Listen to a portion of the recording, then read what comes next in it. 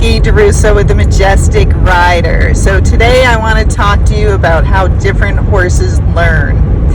And I'm going to use an example of my dogs. I have two dogs that are very similar. One's a boxer and one's a pit bull / boxer. And even though they're about the same size and look somewhat similar, their emotional status as well as their ability to learn and how they focus is completely different. And that is how it is in horses as well. So an example is when I taught the one dog to do things, he was very quick. He's highly focused, never got distracted, figured out what I wanted very quickly, and any tricks or anything I was teaching him, I only had to show him a couple of times and he had it figured out. He watched my movements, he watched everything I did, and then connected all the dots to understand what I wanted. Now the other dog, learning capability and focus is totally different, even though they were the same age. So the other dog is highly distracted, not as intelligent, doesn't figure things out quickly, and kind of loses focus and blanks out. And if you put too much pressure on him, that distracts him more and he gets even more confused. So the way you teach your horse, you have to figure out what they can handle, what is their emotional level as you're trying to teach them, and how much focus they have and how long they can focus. So with these two dogs, the one dog I could show him just a couple of times, he got it. The other dog I had to show him thousands of times, if not more than that, before he got it. And then it still takes a long time to perfect it. So it's that same way with horses, that you might have one horse that you show something or you teach something, they pick it up pretty quick. Either turn on the forehand, turn on the haunches, a side pass, or they're gating and they're different gaits. They might have more talent, more focus, they're not distracted, they don't get upset when you tell them they're not doing it correctly, and they're able to figure it out pretty fast. Those horses are quite easy to train. Okay? They might outsmart you, but training wise they're pretty quick to get on board on what you want them to do. But the other horse that has more focus, is not able to handle things very well and gets upset or has temper tantrums and is not highly intelligent, will take much longer to connect the dots, and you have to go much slower with your training. With that kind of horse, you have to make sure they really understand it before you move on. Because if you think it's like the other horse that's very smart and highly focused and got things quickly, and you move on before this slower learning horse really has figured it out, they will get confused. And as you try to build up their training, it will keep falling apart, because the basic part that you started with, they still do not completely understand. And that's the hard part when you're moving on and you're training and you think things are going well, and then all of a sudden everything goes downhill. The horse starts rearing or bucking or doing all these wrong movements that you're asking for.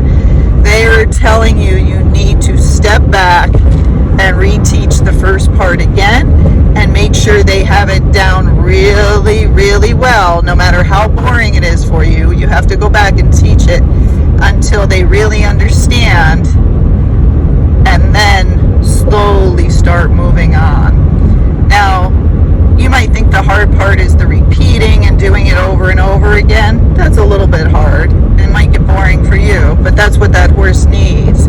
But the hard part is actually realizing that your horse is not understanding.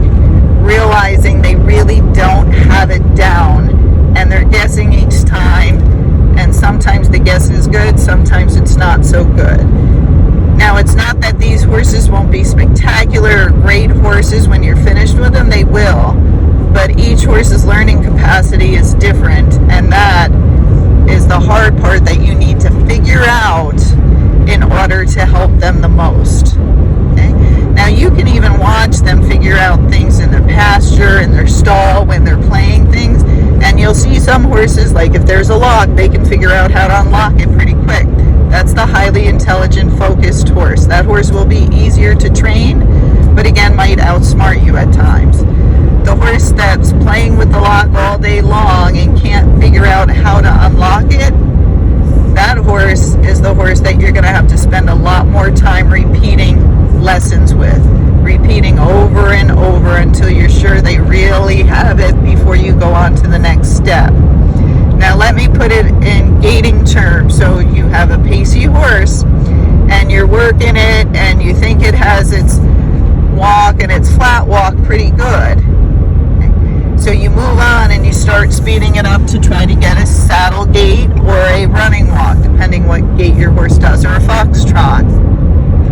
Now, if the horse really understands everything that you showed him before, as you start to go faster and it goes towards pace, you can do certain movements, and the horse understands the movements and will separate its legs more, and that will help to smooth the horse out.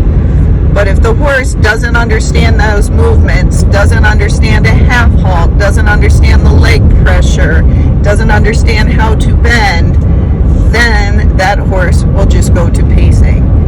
And you'll be thinking to yourself, I've been flat walking for 4 months, or I've been flat walking for 2 years, and this horse still cannot gait.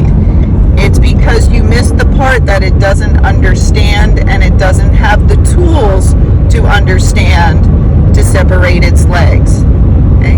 Now again, some of that's genetic, so for some horses that are really pacey, it's much harder for them, and you really have to break it down, show them how to separate their legs, make sure they have that muscle memory and can do it really well before you start speeding them up. But that's the problem with many pacey horses, is they don't understand the movements needed to separate their legs. And since they don't have the talent to just gait, they really have to have those movements down. And those are movements like a shoulder in, a haunches in, and leg yielding. And yes, those are dressage movements. But you need to learn them if you have a pacey horse, and it makes your horse more broke. So why wouldn't you want to learn it?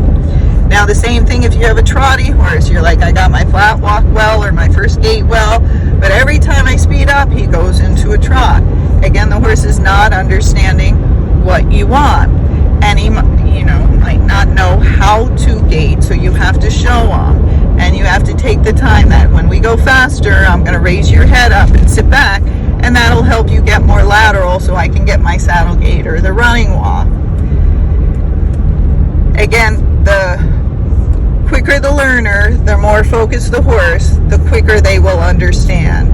But the hard part with this is when you're doing these movements, if you're not getting it and you're positive everything is right, you've taken an online lesson or you have a trainer helping you, and the horse is still not getting it, they do not understand. No matter how much you think they understand, they do not understand.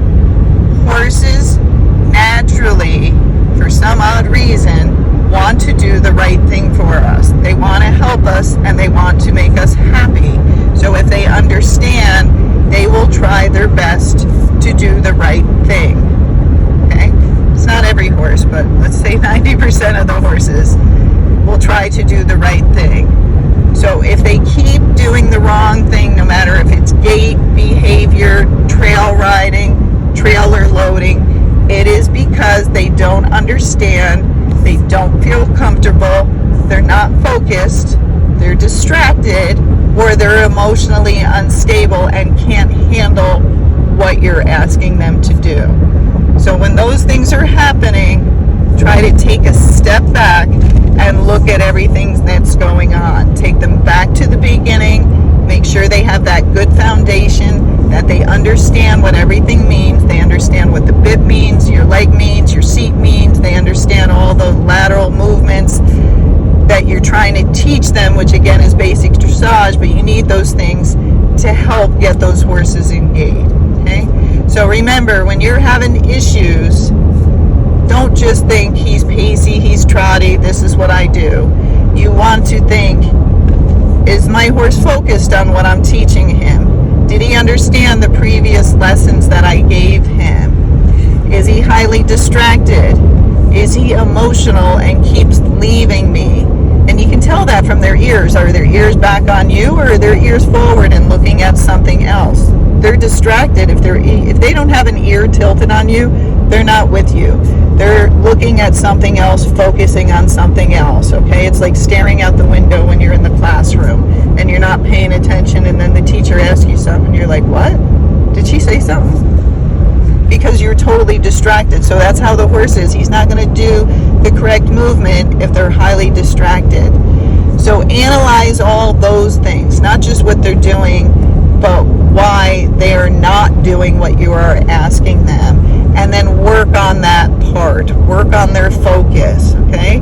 And remember, each horse has a different amount of time that they learn well. So your horse might learn well for an hour, but someone else's horse might learn well for 5 minutes, and that's all they can handle. And after that, they're distracted. So no point in teaching them anything after those first 5 minutes, okay? Slowly build it up, reward them a fair amount, and in time they'll get it. But again, just remember, one horse might take one time to teach it, another horse might take 1,000. And if you have that horse that needs 1,000 times, that's what you need to do to fix it.